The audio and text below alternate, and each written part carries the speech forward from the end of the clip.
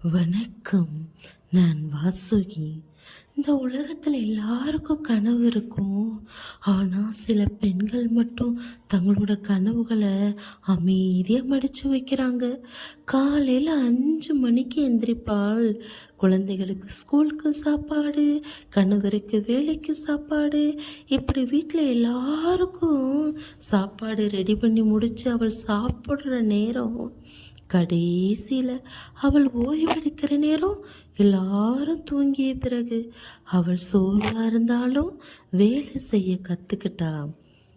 சின்ன வயசில் அவளுக்கு பெரிய கனவு இருந்துச்சு. டீச்சர் ஆகணும், கலெக்டர் ஆகணும், டாக்டர் ஆகணும்னு ஆசை. ஆனால் அவளது வாழ்க்கை சொன்னது முதல்ல குடும்பம். அவள் கனவு செத்து விடலை.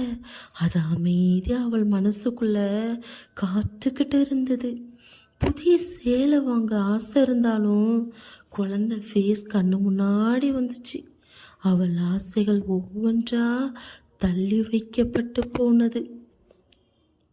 ஒரு நாள் கண்ணாடி முன்னாடி நின்று தன்னையே கேட்குறா, என் வாழ்க்கை எப்போ ஆரம்பிக்க போகுது? அந்த நாளே அவள் மாற ஆரம்பிக்கிறாள். சின்ன சின்ன முயற்சிகள். ஆன்லைன் கிளாஸ் ஜாயின் பண்ணுறாள், டெய்லரிங் கற்றுக்கிறா, ஹோம் பிஸ்னஸ் ஸ்டார்ட் பண்ணுறா.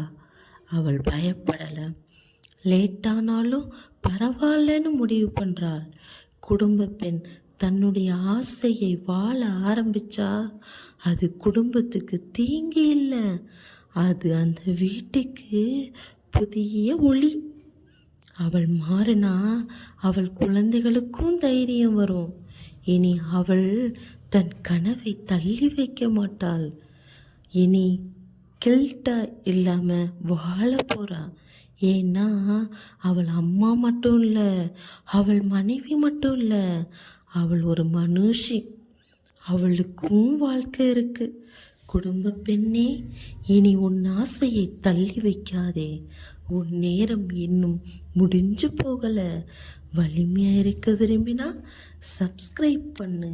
தொடர்ந்து இருப்போம். இந்த வீடியோ உங்களுக்கு பிடிச்சிருந்தா சப்ஸ்கிரைப் பண்ணி, லைக் பண்ணி, கமெண்ட் பண்ணுங்க. இன்னும் மேலும் நம்ம இல்லத்தரசிகளுக்கு என்ன கண்டென்ட்டில் வீடியோ போடணும்னு சொல்லுங்கள்.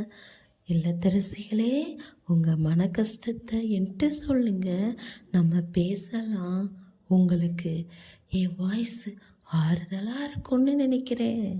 தொடர்ந்து இருங்க. எல்லாரும் ஒன்று சேர்ந்து வலிமையாக இருப்போம்.